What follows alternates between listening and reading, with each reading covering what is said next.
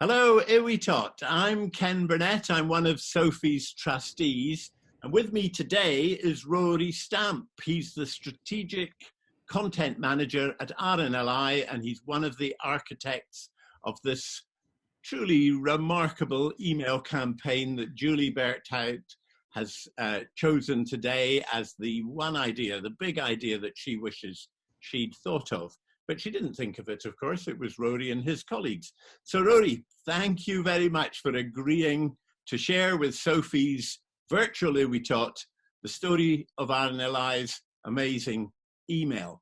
You know, of course, we all want to keep in touch with supporters, but under this lockdown regime, being in touch is something that we can't really be physically. So you seem to have achieved the closest possible best alternative to that with this email campaign.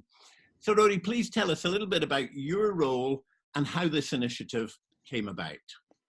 So as strategic content manager, my role is leading our content team. We're very lucky to have an in-house creative team at the RNLI. So it's leading the content team, which includes writers and videographers.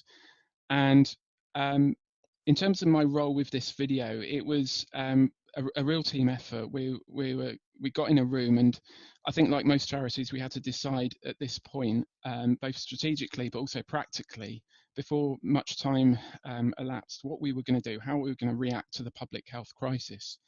And I think, like most charities, the spectrum's anything from an emergency appeal that's really urgent to simply showing some donor love. And I think for us in particular, it was really important that we did the latter at a time when, as a charity, it was important to show our donors that they're as much part of the crew as the lifesavers themselves.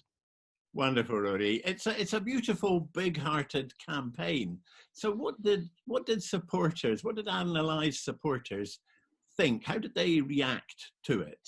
I think there were two things really, Ken. One is they genuinely did feel part of the crew. We got hundreds of replies on the Facebook version of the email of the video, hundreds of emailed replies, and a lot of it was just reflecting the love back to the crew. And I think that showed as well that we shrunk the distance between the recipient and the beneficiary. We didn't put a lot of charity in the way between the supporter and the lifesaver.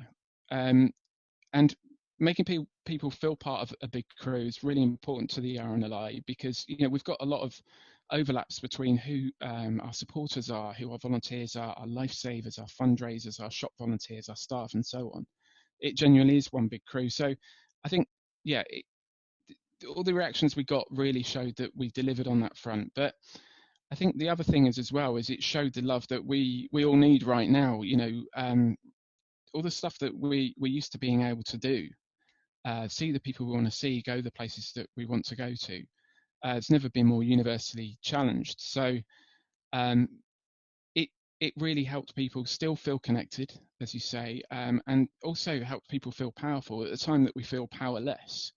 It reminded people that you've done something for us in the past. You're a lifesaver as well, and even from home, that's still possible. Great. So what response did the video have on the RNLI in terms of the people working on it, and also, any direct response that you had from volunteers? But one thing I gather was that you put this together in a very short space of time. How did that happen? Yeah, well, that was the thing really. It was one thing deciding in the room that we wanted to send out this authentic email and video showing love for the supporter, but it's another thing actually doing it.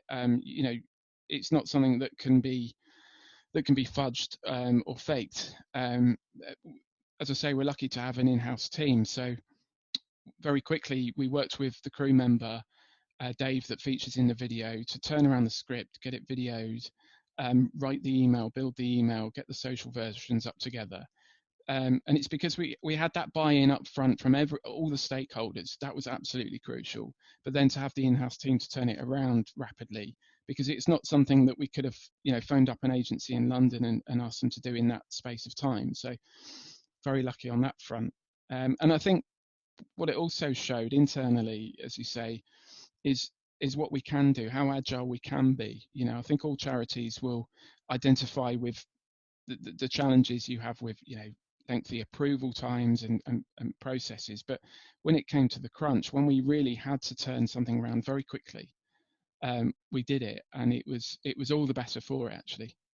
Wonderful, Rory. That's really great. I've been involved with RNLI fundraising for a long time, and I think you've just added something really significant to what is a great story of fundraising achievement.